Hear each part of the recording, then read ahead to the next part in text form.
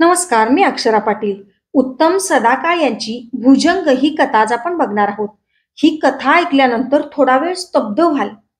मुळापासून ही कथा तुम्हाला हादरून सोडेल आणि परत एकदा आपली मुलं घराच्या बाहेर अह घरात पण सुरक्षित आहेत का याचा विचार करायला भाग पाडेल. नमस्कार, मी अक्षरा पाटील. पुस्तक वाचन या युट्यूब चॅनलमध्ये आपणा सर्वांचं खूप मनापासून स्वागत. मित्रांनो, भुजंग ही कथा आज आपण बघणार आहोत. तत्पूर्वी चॅनलवर पहिल्यांदाच असाल किंवा यापूर्वी चॅनल सबस्क्राईब करायचं राहून गेलं असेल तर चॅनल आधी सबस्क्राईब करा आणि व्हिडिओ कसा वाटला, कथा कशी वाटली ते कमेंट बॉक्समध्ये जरूर कळवा. भुजंग.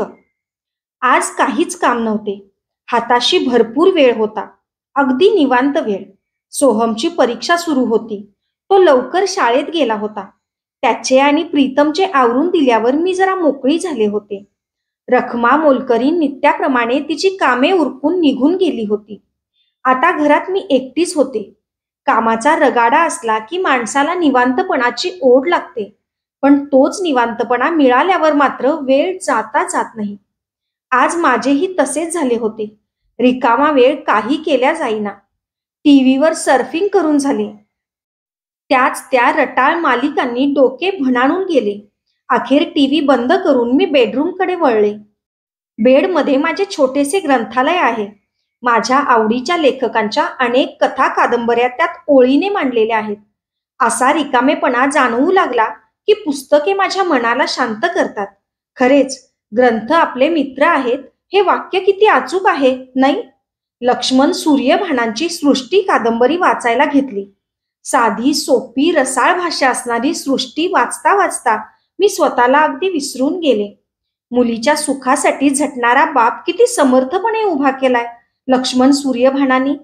दुःखाचे पलिते हातात घेऊनच सुखाची वाट उजळत जाते हे मुलीला समजावून सांगणारा बाप वाचून मन भरून आले. खरेच मुलीच्या पाठी बापाचा आधार किती लाख मोलाचा असतो, नाही? कादंबरी अगदी उत्कंठावर्धक वळणावर येऊन ठेपली होती. तेवढ्यात मोबाईल खणाणला. थोड्या त्रासिकतेनेच मी मोबाईलकडे पाहिले. नंबर अनोळखी होता. उत्सुकतेने मी कॉल रिसीव्ह केला. हॅलो. हॅलो. कोण? मावशी का? पलीकडून भेदरल्यासारखा आवाज आला. मावशी? कोण मावशी? मी गोंधळून विचारले. तुम्ही प्रिया दिवाण आहात ना? हो हो, मीच प्रिया दिवाण. अगं प्रिया मावशी, मी अनु बोलतीये. पलीकडून येणारा आवाज थोडा गदगदल्यासारखा वाटला. नाव ऐकताच पटकन ओळख पटली. मन पटलावर जमा झालेली धुळीची जळमट क्षणार्धात बाजूला झाली. त्या खालचा भूतकाळ लख्खपणे माझ्या समोर उभा राहिला. वीणा, माझी मैत्रीण. कॉलेजमध्ये आम्ही एकाच वर्गात. मी स्वभावाने थोडीशी फटकळ, अगदी रोखठोक बोलणारी, हजार चौकशा करून मगच विश्वास ठेवणारी. पण वीणाचा स्वभाव फारच वेगळा. साधा भोळा, पटकन दुसऱ्याच्या कर्यात जाणारी वीणा भलतीच निष्ठाळू. एखाद्या विषयी तिचे चांगले वाईट मत पक्के झाले की त्यात बदल नाही. अचानकपणे वीणाने एक धाडसी निर्णय घेतला. अगदी मलाही काही कळू न देता कॉलेज अर्ध्यावर सोडून तिनं प्रेमविवाह केला. घरच्यांच्या विरोधाला न जुमानता ती लग्न करून दूर एका खेडेगावात निघून गेली. लग्नानंतर 1-2 वर्षांनी ती मला भेटली होती तेव्हा आम्ही पोट भरून गप्पा मारल्या होत्या. वीणाच्या हसऱ्या चेहऱ्यावरून ती सुखी असल्याचे जाणवत होते. ती तिच्या नवऱ्याबद्दल भरभरून बोलत होती. तिचा नवरा राकेश, तो आता गावाकडे शेती करत होता. वीणा पुण्यात वाढून सुद्धा त्या इवल्याशा खेडेगावात रमली होती. प्रेम अशी गोष्ट आहे की जहाल विषाचे अमृत बनवण्याची ताकद त्यात आहे. त्या सामर्थ्याच्या जोरावर वीणाचा संसार सुखात चालला होता. नंतर 1-2 वेळा माझे तिच्या घरी जाणे झाले होते. सुरुवातीस एकमेकींची विचारपूस, ख्याली खुशाली कळवली जायची, पण नंतर त्यात आपोआप खंड पडत गेला. या काळात मी संसारात अडकले होते तर वीणा 2 मुलींची आई झाली होती. त्या 2 मुलींवरच तिने समाधान मानले होते. हल्लीच्या युगात मुलासाठी आकाश पाताळ एक करणारी जोडपी पाहिली की वीणा आणि राकेशचा हेवा वाटायचा. असा निर्णय घेणे सोपे नाही, पण त्यांनी तो निर्णय घेऊन अंमलात आणला होता. त्याच वीणाची अनु ही मोठी मुलगी. मला ती मावशी म्हणायची. फोनवर तीच होती, पण आता तिचा आवाज घाबरल्यासारखा वाटत होता. "अनु, तू आहेस होय? बोल, बोल बाळा." फोनवर आवाज अनोळखी वाटला म्हणून मी गोंधळले. "पण काय ग, तुझा आवाज असा का घाबरल्यासारखा वाटतोय?" "मावशी, मला तुझ्याशी बोलायचंय ग." अनु रडकुंडीला आल्यागत म्हणाली. "अगं मग बोल की." "मावशी, मला फार भीती वाटते ग." "अनु, काय झालं? तुला कशाची भीती वाटते? मला सगळं मोकळेपणाने सांग. घाबरू नकोस." मी अणूला आधार देत बोलले खरी, पण माझ्या उरातही अनामिक भीतीने धडधड सुरू झाली. "मावशी, फोनवर कसं सांगू ग? तू इकडे ये ना. मला तुला फार महत्वाचं सांगायचंय." "अगं वेडे, घाबरू नकोस. मी येईन गावी. पण आता मला काय झाले ते सांग तरी. तुला कशाची भीती वाटतेय?" "मावशी, मावशी, तो साप मला दंश करतोय ग." असं बोलत असतानाच तिला हुंदका फुटला आणि मी काही विचारण्याच्या आतच तिनं फोन कट केला. "Hello, hello." मी फोनवरून बोलू पाहत होते, पण काहीच फायदा झाला नाही. त्या नंबरवर फोन करून बघितल्यावर फोन स्विच ऑफ असल्याची रिंग वारंवार वाजत राहिली. अणूचा फोन येऊन गेल्यावर मात्र मी अस्वस्थ झाले. कादंबरी बाजूला ठेवून मी विचार करू लागले. कशाला भ्याली असेल अनु? सापाबद्दल काहीतरी सांगत होती ती. आता गाव म्हटले म्हणजे साप आलेच. पण म्हणून सापांना एवढे कोणी घाबरते का?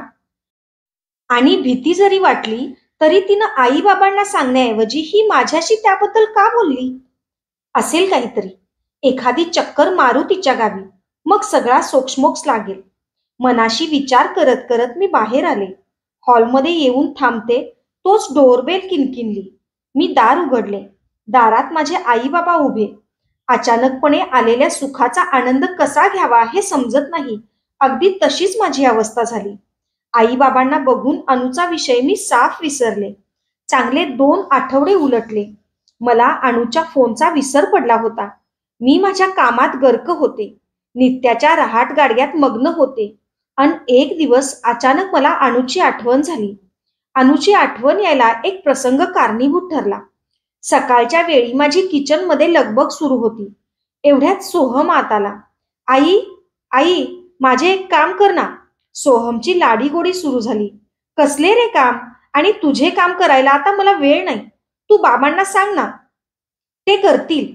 मी हातातले काम उरकता उरकता म्हणाले. "बाबा नाही ना करत, म्हणून तर तुझ्याकडे आलोय." "बरं, सांग काय काम आहे?" "आई, मला कात्रजला जायचंय मित्रांबरोबर." "कात्रजला? ते कशाला?" "सर्पोद्यान बघायला. तेथे वेगवेगळ्या जातीचे साप आहेत. ते बघायचेत आम्हाला." सोहमने सापांचा विषय काढला आणि मला तत्क्षणी अणूच्या फोनची आठवण झाली. तिने मला गावी बोलावले होते. मी जाणार होते, पण आई-बाबांच्या पाहुणचारात मी ते पूर्ण विसरूनच गेले होते. मी घाईघाईने अणूचा नंबर डायल केला, पण अजूनही तो स्विच ऑफ होता. काय करावे ते मला सुचेना. सोहमला बाहेर पिटाळून मी विचार करत बसले. मी क्षणभर विचार केला आणि अणूच्या गावी जायचा निर्णय घेतला. गावी गेल्यावर अणूशी मोकळेपणाने बोलता येणार होते. माझा निर्णय मी प्रीतमला सांगितला. अर्थात अणूच्या फोनबद्दलही त्याच्याशी सविस्तर बोलले. त्याने परवानगी दिली.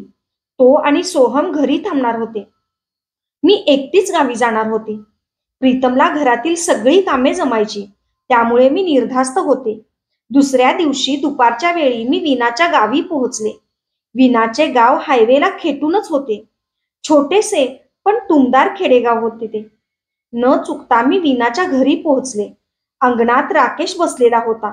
रापलेला काळा वर्ण, विस्कटलेले केस, चेहऱ्यावर काळजीचे भाव आणि डोक्याला हात लावून बसलेल्या राकेशला बघून माझ्या मनात चिंतेची एक थंडगार लहर चमकून गेली. मला बघताच राकेशने थंड नजरेने माझे निरीक्षण केले. आत बोट दाखवून त्याने मला आत जाण्याची खूण केली. मात्र तोंडातून चकार शब्द न काढता तो गप्प बसून राहिला. मी भीतभीतच आत शिरले. जुन्या बांधणीचे ते घर भलतेच मोठे होते. 2-4 वेळा येथे येणे जाणे झाल्याने त्याच्या भव्यतेचे अप्रूप यावेळी मला वाटले नाही. आतल्या खोलीत विना एका कोपऱ्यात बसली होती.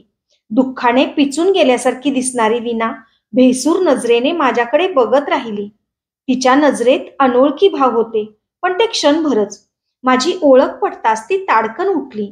धावत येऊन मला ती लहान मुलीसारखी बिलगली आणि स्पुंदून स्पुंदून रडू लागली. मी वाचा गेल्यागत गप्प होते. माझ्या मनाची अवस्था अतिशय केविलवाणी झाली होती. घटनांची सुसंगतवार रचना काही केल्या माझ्या मनात उभी राहीना. मला बिलगलेल्या विनाला शांत करण्यासाठी मी तिला फक्त थोपटत राहिले.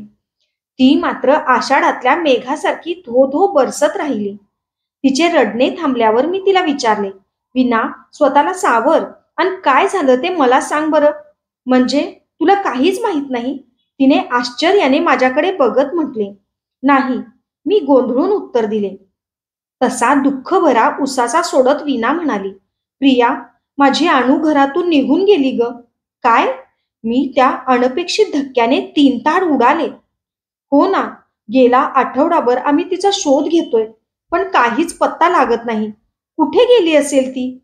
काय करत असेल? कशी असेल माझी अनु? बोलता बोलता विनाच्या अश्रूंचा बांध पुन्हा फुटला. मी परत एकदा तिला शांत केले. विना, कधी गेली ती? कोण तिच्यावर रागावले वगैरे होते का? मी विनाला बोलते करण्यासाठी विचारले. कोणी रागावले नाही तिच्यावर. अगदी छान चालले होते आमचे. पण कुणा मेल्याची दृष्ट लागली देव जाणे. माझी सोन्यासारखी पोर घरातून निघून गेली. विनाची असहाय्यता तिच्या बोलण्यातून समजत होती. अणूवर कोणी रागावले नसतानाही ती निघून गेली होती. म्हणजे नक्कीच ती कशाला तरी घाबरलेली असावी. फोनवरती सापाच्या भीतीविषयीच माझ्याशी बोलली होती. नकळतपणे माझे मन मला खाऊ लागले. मी स्वतःलाच दोष देऊ लागले. जर आपण त्याच वेळी इकडे आलो असतो तर कदाचित अनु आज इथे असती. तिच्या मनात दाटलेले विचार, भीती ती फक्त माझ्यासमोर उघड करायला उत्सुक असताना माझ्या मूर्खपणामुळे मी तिच्या फोन विषयी विसरून गेले आणि मी येत नाही हे पाहून बिचारी अनु कोणालाही काहीही न सांगता परागंदा झाली. तिच्या गायब होण्याला आपणच एका अर्थी कारणीभूत आहोत. माझे मन मला वारंवार माझ्या हलगर्जीपणाबद्दल टोचत होते. अनुच्या फोनबद्दल मी विनाला सांगताच ती काकुळतीने म्हणाली, प्रिया, अगं का आली नाहीस मग त्याच वेळी? तू आली असतीस तर माझी अनु गेली नसती. चुकलंच माझं, पण असं काही होईल याची मला काय कल्पना. मी माझी चूक कबूल केली आणि विनाला विचारले, खरंच का ग ती सापाला एवढी भीत होती? काही कल्पना नाही. जाण्या अगोदर ती घाबरली असल्यासारखी वाटत होती, पण मी तिच्याकडे एवढे काही लक्ष दिले नाही. प्रिया, मला तर वाटतंय तिला सापाची वाटणारी भीती खरी असावी. म्हणजे अगं, हे आमचे घर फार जुने आहे. कित्येक खोल्या असणाऱ्या या घराची मालकी आमच्याकडे वंशपरंपरेने आली. यातील मोजक्याच खोल्या वापरात आहेत, बाकीच्या बंद आहेत. या वास्तूत काहीतरी दोष आहे अशी वदंता असूनही आम्ही इथे राहतोय. आम्हाला त्याची प्रचिती आली नाही आणि अशा अंधश्रद्धांवर आमचा विश्वासही नाही.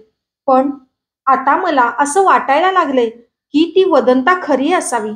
या घरातील एखाद्या अज्ञात शक्तीमुळे अनु घाबरली असावी.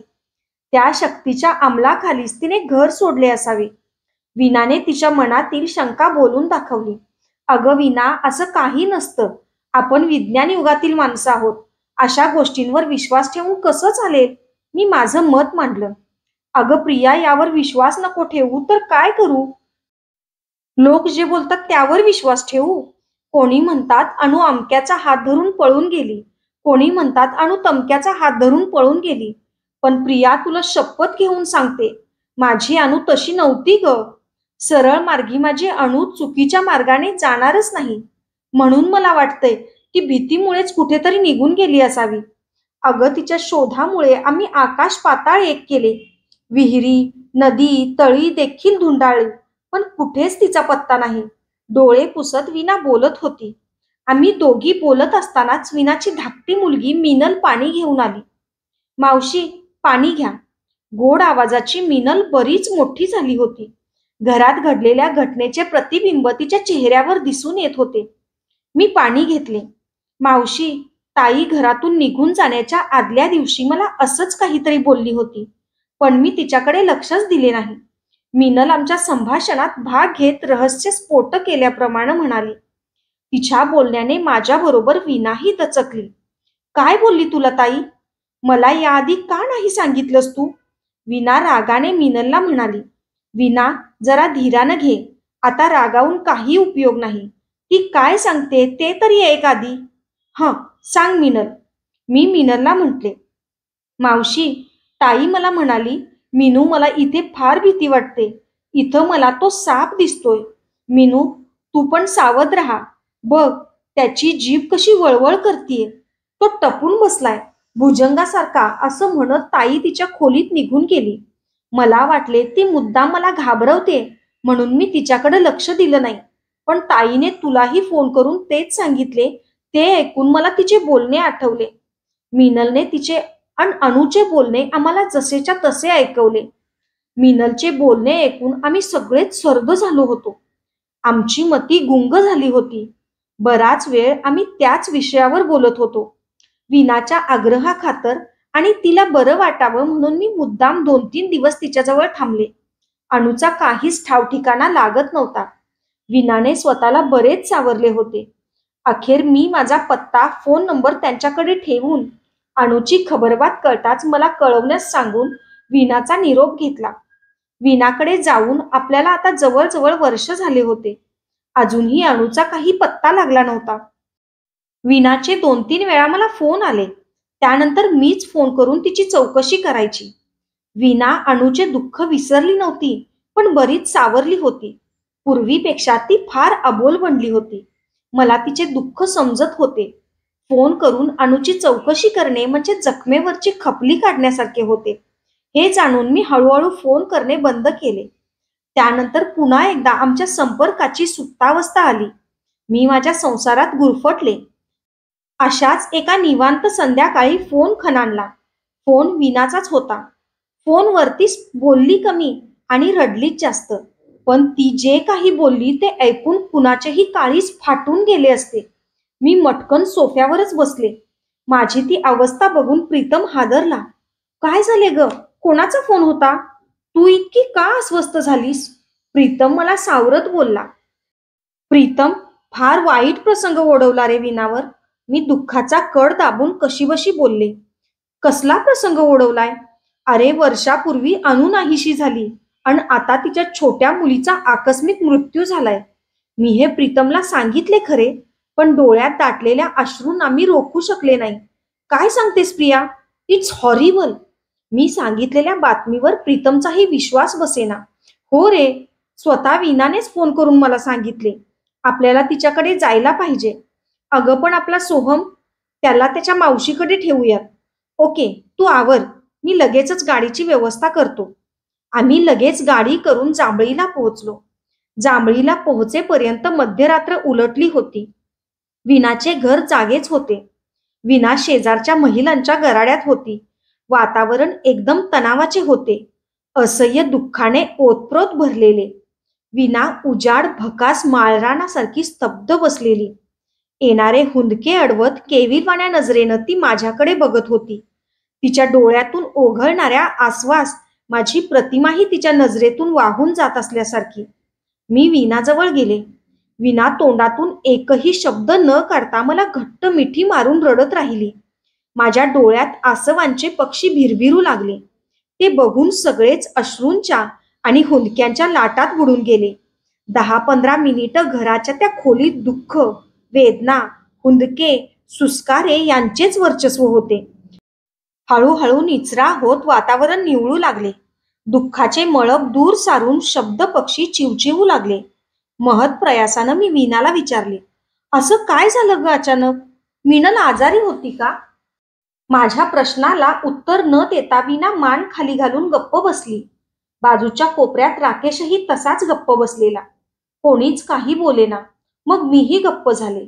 माझ्या प्रश्नाचं उत्तर कुणीच देत नाही हे बघून माझ्या शेजारी बसलेली एक वृद्ध स्त्री हळूच माझ्या कानात कुजबुजली. "मीनलला साप डसला. घरामागच्या शेतात तिला सर्पदंश झाला.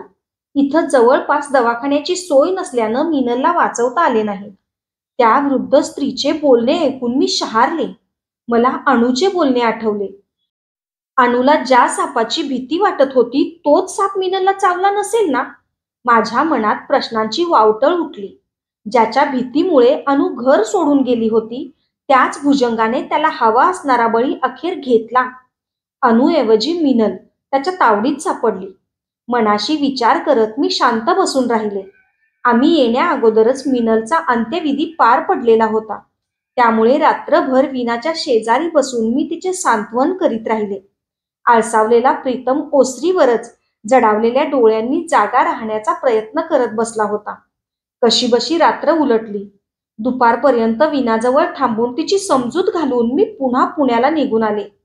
तात्पुरती सहानुभूती दाखवून नातेवाईकही आपापल्या घरी निघून गेले. मागे राहिले फक्त 2 मुली गमावून बसलेले वीणा आणि राकेश. जांभळीला जाऊन आल्यानंतरचा 7वा दिवस असेल.